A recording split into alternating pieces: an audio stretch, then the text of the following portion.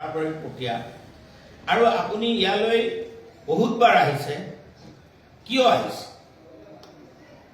অসমত আপুনি আধাৰশিলা স্থাপন কৰিবৰ কাৰণে আহিছে অসমক আপুনি ট্ৰেইন দিছে সঁচা কথা কিন্তু আপুনি যি প্ৰমিছ কৰিছিলে 2014 চনৰ 16 মে'ৰ পৰা বিদেশী যাব বুলি সেই কথা কিন্তু আপুনি এবাৰো ইয়াত নকয় আপুনি অসমলৈ আহিছে কিন্তু যেতিয়া মণিপুৰ জ্বলি আছিল তেতিয়া কিন্তু আপোনাক বিৰোধী দলে সংসদত আহ্বান জনোৱাৰ পাছতো কিন্তু আপুনি অহা নাছিল অৰ্থাৎ অসমত আপুনি আপোনাৰ লাভৰ কাৰণে আহিছে মানুহ কোনোবা চালৈ গ'লে নিশ্চিতভাৱে লাভৰ কাৰণে যায় আৰু এতিয়া অসমতো ইয়াত লাভৰ কাৰণে আপুনি আহিছে গতিকে আমি ক'ব খুজিছোঁ প্ৰধানমন্ত্ৰী ডাঙৰীয়াই যদি আগৰ প্ৰধানমন্ত্ৰী অৰ্থাৎ মনমোহন সিং ডাঙৰীয়াই কংগ্ৰেছৰ শাসনকালত থকা প্ৰধানমন্ত্ৰী মনমোহন সিং ডাঙৰীয়াই যদি এটা ৰাস্তা ইয়ালৈ নকৰিলেহেঁতেন তেতিয়াহ'লে সেই সময়ৰ প্ৰধানমন্ত্ৰী আৰু তৰুণ গগৈ ডাঙৰীয়াৰ নেতৃত্বত হোৱা ষ্টেডিয়ামত সৰুসজাই ষ্টেডিয়ামত আপুনি ভাষণ দি বেলেগ ৰাজনৈতিক দলক গালি পাৰিব নকৰিলেহেঁতেন আজি সেই কথাটো আপুনি কিয় পাহৰি গৈছে প্ৰধানমন্ত্ৰী হিচাপে আমি এইটো জানিব খুজিছোঁ আৰু অসমৰ ক্ষেত্ৰত গৃহমন্ত্ৰীও আহিছে প্ৰধানমন্ত্ৰীও আহিছে একে মাহত দুবাৰকৈ আহিছে আমাৰ কোনো আপত্তি নাই আমি আপুনি আহিছে আমি ৱেলকাম কৰিছোঁ আমি আপোনাৰ কথা শুনিছোঁ কিন্তু অসমৰ যিটো বানপানীৰ সমস্যা অসমে আজি বহুদিনৰ পৰাই বানপানীৰ সমস্যাক ৰাষ্ট্ৰীয় সমস্যাৰ কাৰণে ঘোষণা কৰিবৰ কাৰণে দাবী আহিছে আমিও এটা সময়ত অসমৰ বানপানীক ৰাষ্ট্ৰীয় সমস্যা হ'ব লাগে বুলি দাবী কৰি আহিছোঁ কিন্তু তৎসত্ত্বেও আমি কিন্তু কোনো দেখিবলৈ পোৱা নাই যে আজি তাৰিখত প্ৰধানমন্ত্ৰী আৰু গৃহমন্ত্ৰী অহাৰ পাছত কেতিয়াও কোৱা নাই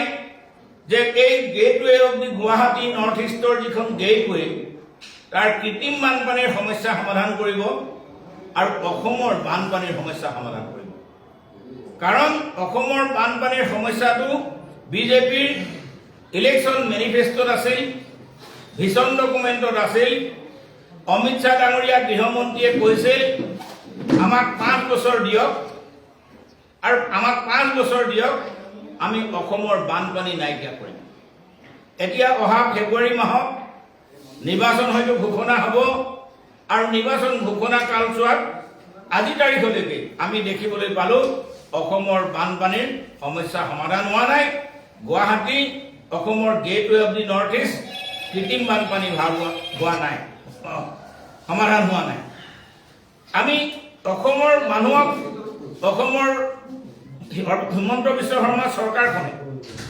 1250 টকাকৈ অৰুণোদয় দিয়াত আমাৰ কোনো আপত্তি নাই কিন্তু এই মানুহবিলাক যে যি সময়ত বানপানীত ডুবি থাকে 1250 টকাই কাম কৰেনে সেই সময়তো ৰিলিফ দিয়াৰ কথাটো মই নকলোৱে গৰু গাই যিমান পাৰে তেওঁলোকৰ জীৱনৰ সম্বল লৈ ৰাষ্ট্ৰীয় পথত উঠি আহে এই ক্ষেত্ৰত স্থায়ী সমাধানৰ কাৰণে কিবা প্ৰধানমন্ত্ৰী ডাঙৰীয়াই অসমলৈ আহি গৃহমন্ত্ৰী ডাঙৰীয়াই অসমলৈ আহি কিবা কথা কৈছে নেকি কিন্তু আমি এটা কথা জানিব পাৰিছোঁ বৰ্তমান অৱস্থাত অসমত বিজেপি চৰকাৰখন বিপদাপন্ন অসমৰ চৰকাৰখন বিপদাপন্ন অহা নিৰ্বাচনত তেওঁলোকে পৰাজয় হ'ম বুলি ভাবিছে আৰু বিজেপিৰ যি অন্তঃকলহ হৈছে বিজেপিৰ যি অন্তঃকণ্ডল হৈছে অন্যান্য পাৰ্টিতকৈ শাসনত থকা বিজেপিৰ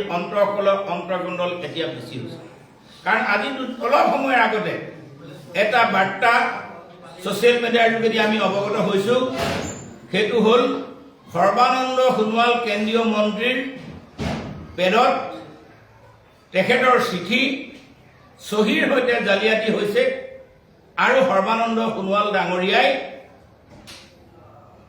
তাৰ কাৰণে পুলিচৰ ওচৰত কেছ ফাইল কৰিছে সঁচা মিছা পুলিচে নিৰূপণ কৰিব কিন্তু এইটো এটা বিজেপিৰ ক্ষেত্ৰত আশ্চৰ্যকৰ কথা সৰ্বানন্দ সোণোৱাল ডাঙৰীয়াই কাৰ্যকৰী সভাপতি নীতিন নবীনলৈ ডাঙৰীয়ালৈ চিঠি লিখিছে অসমত গ্ৰাউণ্ড চিটুৱেশ্যন চিৰিয়াছ বিজেপি। আৰু আমি ডাঠি ক'ব পাৰোঁ, কালি মোক এজন ৰাষ্ট্ৰীয় সংবাদ মাধ্যমে যোগাযোগ কৰিছিল, আৰু লগতে মোক কৈছিল যে অসমত কি হ'ব। আৰু সেই উত্তৰটো মোৰ আছিল একাষাৰতে, যিটো ইণ্ডাষ্ট্ৰি খুব ভালকৈ চলি থাকে সেই ইণ্ডাষ্ট্ৰিটোৰ এডভাৰটাইজমেণ্টৰ প্ৰয়োজন নহয়। কাৰণ এতিয়া বিজেপি ইমানকৈ আহিবলৈ কৰিছে, এফালে মুখ্যমন্ত্ৰী হিমন্ত বিশ্ব শৰ্মা ডাঙৰীয়াই বাবু আঁচনি, নিযুত মইনা আঁচনি, উদ্যমিতা আঁচনি, অৰুণোদয় আঁচনি এই সকলোবোৰ চলি আছেই, বৃদ্ধ পেঞ্চন বৃদ্ধ কৰিছেই, পুলিচৰ নিয়োগৰ বয়স বৃদ্ধি কৰিছেই। তাৰপিছতো প্ৰধানমন্ত্ৰী আৰু মোদী ডাঙৰীয়া আহি থকাটো কি বুজায়? তেওঁলোকৰ গ্ৰাউণ্ড চিটুৱেশ্যন যে বেয়া, আৰু জুই লাগিলে ধোঁৱা ওলায় আৰু জুই লাগিবলৈও ধোঁৱা ওলায়। গতিকে এই যে এখন ফেক চিঠি ওলাইছে বুলি কৈছে যে নীতিন নবীনলৈ সৰ্বানন্দ সোণোৱাল ডাঙৰীয়াৰ পেডত এখন অসমৰ গ্ৰাউণ্ড চিটুৱেশ্যন একেবাৰে বেয়া বুলি যে ওলাইছে, ইয়াত কিন্তু কিবা এটা নহয় কিবা এটা ৰহস্য আছে। অৰ্থাৎ জুই লাগিবলৈ ধোঁৱা ওলায়, জুই লাগিলেও ধোঁৱা ওলায়। উৰা বতৰিৰো কিছু সত্যতা আছে যে এই যে বিজেপিত যে অন্তৰ্কলহ হৈছে, বৰ্তমান যে বিজেপি চৰকাৰখনৰ অৱস্থা খুব বেয়া, অহা নিৰ্বাচনত এই চৰকাৰখন পৰাজয়ৰ শংকাত ভুগিছে। গতিকে আমি প্ৰধানমন্ত্ৰী ডাঙৰীয়াৰ এই কথাকেইটা খণ্ডন কৰিছোঁ যে ধাৰাবাহিকতা অক্ষুণ্ণ ৰাখি কংগ্ৰেছ দলৰ প্ৰধানমন্ত্ৰীয়ে বনোৱা ষ্টেডিয়ামত আৰু যিটো অসমত আজি শান্তিৰ পৰিৱেশ গঢ় লৈ উঠিছে, সেই পৰিৱেশৰ কাৰণে বিজেপিক আমি কোনো কাম কৰা আমি দেখা নাই। আজিলৈকে আপোনালোকে জানে যে প্ৰধানমন্ত্ৰী ডাঙৰীয়াই আলফাৰ সন্দৰ্ভত কোনো ধৰণৰ বক্তব্য ৰখা নাই। কিন্তু সেই সময়ৰ প্ৰধানমন্ত্ৰী প্ৰয়াত প্ৰাক্তন প্ৰধানমন্ত্ৰী মনমোহন সিং ডাঙৰীয়াই PCC গঠন কৰাৰ কথাটো আপোনালোকে সকলোৱে জানে। তেতিয়াৰ পৰাই আলফাৰ ক্ষেত্ৰত এটা সমস্যা সমাধানৰ কথা কৈছে। আৰু মুখ্যমন্ত্ৰী ডাঙৰীয়াই যোৱা 5টা বছৰত আমিও দেখিছিলোঁ এটা পৰিৱেশ হয়তো আলফা সমাধানৰ কাৰণে হ'ব, কিন্তু আজি 5টা বছৰ শেষ হৈ সেই সমস্যা সমাধানৰ কোনো আশা নেদেখি।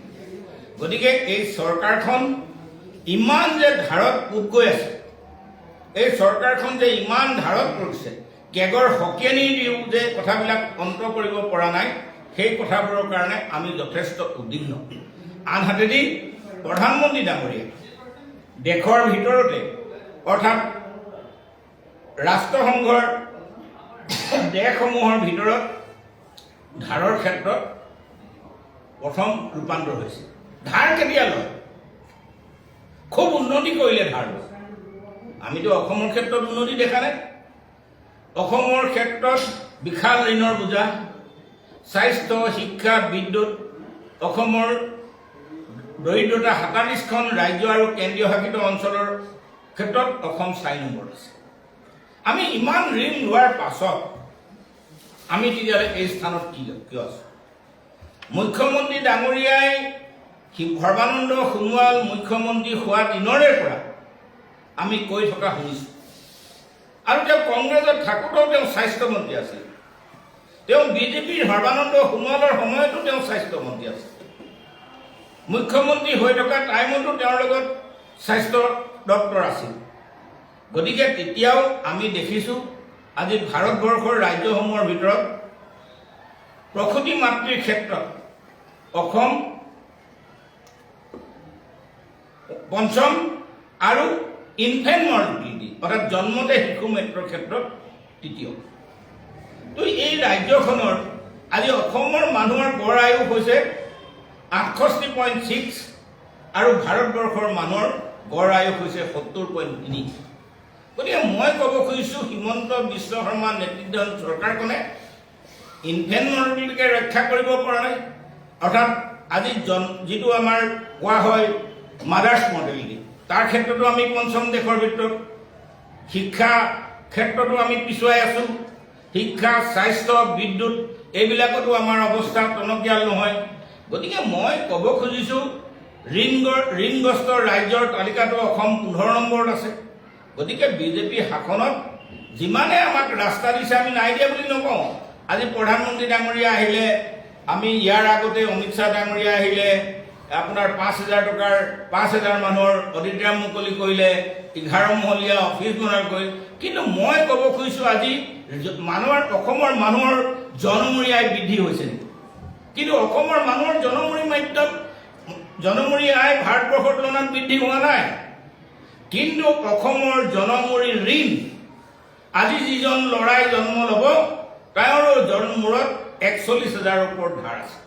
গতিকে আমি প্ৰধানমন্ত্ৰী ডাঙৰীয়াক, মুখ্যমন্ত্ৰী ডাঙৰীয়াক কেৱল বিল্ডিং আৰু অট্টালিকা, কেৱল ফ্লাইঅভাৰ নিৰ্মাণ কৰাৰ পৰিৱেশত অসমৰ যিটো দৰিদ্ৰতা, সেই দৰিদ্ৰতা নিৰ্মূল কৰিবৰ কাৰণে, শিক্ষাৰ ক্ষেত্ৰত ৰাজ্যখনক আগুৱাই লৈ যাবৰ কাৰণে আমি আজি আমাৰ এই সংবাদ মাধ্যমৰ যোগেদি পৰিষ্কাৰ কৰিছোঁ। আকৌ এবাৰ কৈছোঁ যে প্ৰধানমন্ত্ৰী ডাঙৰীয়া আহিছে, আমি ৱেলকাম জনাইছোঁ। কিন্তু প্ৰধানমন্ত্ৰী ডাঙৰীয়াই সৰুসজাই ষ্টেডিয়ামত দেশৰ বিৰোধী দলক পুৰা গালি পাইছে। কিন্তু মনমোহন সিং ডাঙৰীয়া যেতিয়া আছিল, অসমলৈ এলটমেণ্ট বঢ়াইছিল আৰু তেখেতৰ দিনতেই ইয়াত নেশ্যনেল গেমছ হৈছিল, ইয়াত ষ্টেডিয়াম হৈছিল। কিন্তু প্ৰধানমন্ত্ৰী ডাঙৰীয়াই যিখন ষ্টেডিয়ামত ভাষণ দিছে আৰু সেইখন ষ্টেডিয়ামতেই কংগ্ৰেছে বনোৱা ষ্টেডিয়ামতেই, বিৰোধী দলে বনোৱা ষ্টেডিয়ামতেই গালি পৰাটোত আমি সেই যিখন থালতে খাই আমাৰ ভাষাত কোৱা হয় যে সেইখন থালতে লাভ মাৰিছে। গতিকে প্ৰধানমন্ত্ৰী ডাঙৰীয়াৰ এই বাক্যক আমি সম্পূৰ্ণৰূপে বিৰোধিতা কৰিছোঁ।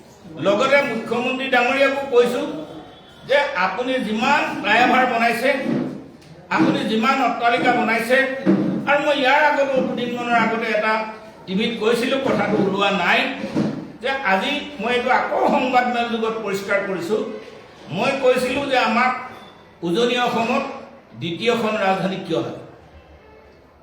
মুখ্যমন্ত্ৰী ডাঙৰীয়া এই যিখন আগৰ এখন ৰাজধানী আছিল, সেই ৰাজধানীতে এই মুখ্যমন্ত্ৰী ডাঙৰীয়া যিহেতু মুখ্যমন্ত্ৰী হ'ল, তো দ্বিতীয়খন ৰাজধানী অসমত লাগে নে নেলাগে, অসমৰ মানুহৰ জনাৰ অধিকাৰ আছে নে নাই? কিন্তু অসমৰ মানুহটো আজিৰ তাৰিখত কোনো জনা নাই যে দ্বিতীয়খন ৰাজধানী কি উদ্দেশ্যত আছে। আৰু মই সংবাদ মেলত আজি কৈছোঁ, দ্বিতীয়খন ৰাজধানী সৰ্বানন্দ সোণোৱাল ডাঙৰীয়াক ৰাজনৈতিকভাৱে নিক্ষেপ কৰিবৰ কাৰণে ডিব্ৰুগড়ত পতা হৈছে। আৰু ইয়াতকৈও বেছি গোপন ৰহস্য আছে, যিটো কথা অসমৰ ভৱিষ্যতৰ কাৰণে ভাল নহয়। মই সেইটো আজি ফাদিল কৰা নাই, হয়তো এদিন আপোনালোকৰ ওচৰত আপোনালোকেও সুধিব পাৰে বা ময়ো আপুনি ফাদিল ক'ব লাগিব এই দ্বিতীয়খন ৰাজধানীৰ গোপন ৰহস্য। আৰু আমাৰ এজন অভিজ্ঞ লয়াৰে এটা কথা কৈছিল,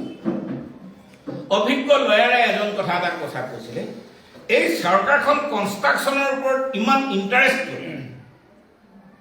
আজি বানপানীৰ কাৰণে মানুহৰ, আমাৰ অসমৰ বানপানীতকৈ ডাঙৰ সমস্যাটো গৰাখহনীয়া সমস্যা।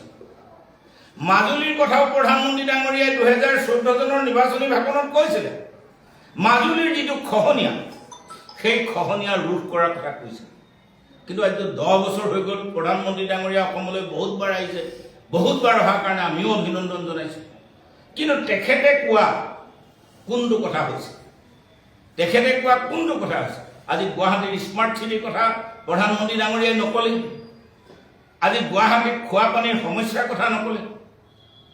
আজি দিছপুৰ অঞ্চলত আপোনালোকে সকলোৱে জানে, যিহেতু দিছপুৰ সমষ্টিৰ কাৰণে মই দলৰ তৰফৰ পৰা নিৰ্বাচনৰ কাৰণেও প্ৰস্তুত হৈছোঁ। তাত আজি এই মুহূৰ্তত মই অলপ আগতে দলৰ যিটো নিৰ্বাচনী প্ৰক্ৰিয়া মই দাখিলো কৰিলোঁ, সেইমতে আপুনি দিছপুৰখনৰ যি কদৰ্য ৰূপ, প্ৰধানমন্ত্ৰী ডাঙৰীয়াক মুখ্যমন্ত্ৰী ডাঙৰীয়াই কেতিয়াবা অৱগত কৰিছে নেকি? আৰু মুখ্যমন্ত্ৰী ডাঙৰীয়াই যিটো ভয় ভীতিৰে ৰাজনীতি চলাইছে, আজি হাইকোৰ্টখন লৈ যাম বুলি কৈছে। আমি বাৰ এছ'চিয়েশ্যনৰ সভাপতিৰ লগত কথা পাতিছোঁ। আমিও এই হাইকোৰ্টখন উঠাই লৈ যোৱাৰ নীতিসন্মত কথা নোহোৱাৰ কাৰণে আমিও বিৰোধিতা কৰিছোঁ। কাৰণ আমাক বৰিষ্ঠ উকিলে জানিব দিছে পাৰ্লিমেণ্টৰ অনুমতি নোহোৱাকে এই হাইকোৰ্টখন স্থানান্তৰ হ'ব নোৱাৰে। তেনেকুৱা ডাঙৰ কথা জোৰেৰে কৰিবলৈ গ'লে আমাৰ কিন্তু বিপদ হয়। গতিকে এই কথাখিনিৰ ভিতৰত মূলতে এইটোৱে ক'ব খুজিছোঁ, বিজেপিয়ে যিমান ঢাকঢোল বজাইছে, বিজেপি অন্তঃকলহত জড়িত আছে। প্ৰধানমন্ত্ৰী ডাঙৰীয়াৰ যিহেতু দেশৰ বিৰোধী দলক বিৰোধিতা কৰি মনমোহন সিং ডাঙৰীয়াৰ যি অৱদান আছিলে, সকলো অৱদানক তুচ্ছ তাচ্ছিল্য কৰাৰ কথা আমি ৰাইজৰ দলৰ তৰফৰ পৰা প্ৰতিবাদ কৰিছোঁ।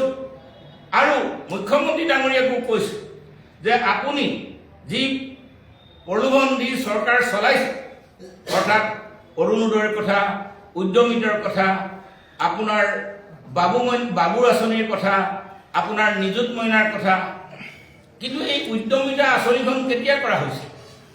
2024 নিৰ্বাচনৰ আগে আগে ৰাহুল গান্ধী ডাঙৰীয়া ভাৰত জোড়ো ন্যায় যাত্ৰাত আহোঁতে মহিলাসকলক ৰুধিবৰ কাৰণে এই উদ্যমিতা আঁচনিখন কৰা হৈছে। আৰু পইচা কেতিয়া দিয়া হোৱা হৈছে? নিৰ্বাচনৰ আগে আগে 2026। আৰু ইমানৰ পিছতো নিশ্চিত নহয় বিজেপি চৰকাৰখনে অসমত যে পুনৰ শাসনলৈ আহিব। প্ৰধানমন্ত্ৰী মোদী ডাঙৰীয়া, গৃহমন্ত্ৰী অমিত শ্বাহ ডাঙৰীয়া আহিছে আজি, কিন্তু তেওঁলোকে জুবিন গাৰ্গৰ হিয়াৰ আমঠু অসমীয়া জাতি, যাৰ মৃত্যুৱে পৃথিৱীৰ চতুৰ্থ স্থান অধিকাৰ কৰিলে, তেনে এজন ব্যক্তি, যিজন ব্যক্তিয়ে 19,299 দিন থাকি 38,000 গান ৰচিলে, যিজন মানুহে 38,000 গান ৰচাৰ উপৰিও ভাৰতীয় সংবিধানৰ স্বীকৃত ভাষা 22টা, 40টা ভাষাত গান গালে, দুখনকৈ বিজেপিৰ অসমৰ চৰকাৰ গ'ল।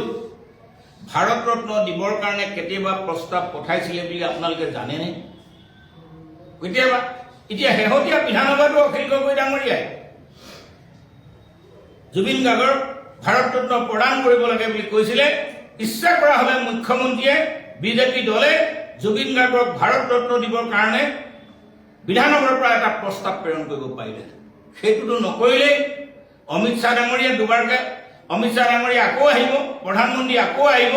তেখেতসকলে কিন্তু জুবিন গাৰ্গৰ মৃত্যুৰ সন্দৰ্ভত এষাৰো কথা নকয় অসমৰ মানুহক, আৰু জুবিন গাৰ্গৰ সমাধিস্থলীলৈ যাবলৈ তেওঁলোকৰ সময় নাই। এই কথাবোৰৰ কাৰণে আমি ৰাইজৰ দলে তীব্ৰ প্ৰতিবাদ জনাইছোঁ, দুখ প্ৰকাশ কৰিছোঁ। মূলতে আজিৰ তাৰিখত আমাৰ সংবাদমেলৰ মূল কথা, প্ৰধানমন্ত্ৰী গৃহমন্ত্ৰীৰ যি ভ্ৰমণ, এই ভ্ৰমণত বিৰোধী দলক গালি পৰা, কিন্তু যি আমাৰ আচল সমস্যা, এতিয়া বাৰিষা আহিব, বানপানীৰ সমস্যা আহিব, আমাৰ যুৱকসকলৰ নিবনুৱা সমস্যা আছে। 108ৰ মানুহবিলাকক আন্দোলন কৰি কৰি ভাগৰি গৈছে। এই মানুহবোৰৰ সমস্যাৰ প্ৰতি কিন্তু প্ৰধানমন্ত্ৰীও নকয়, মুখ্যমন্ত্ৰীও নকয়, গৃহমন্ত্ৰীও নকয়। এই কথাবোৰৰ আমি আপোনালোকৰ মাজেৰে তীব্ৰ প্ৰতিবাদ কৰিছোঁ।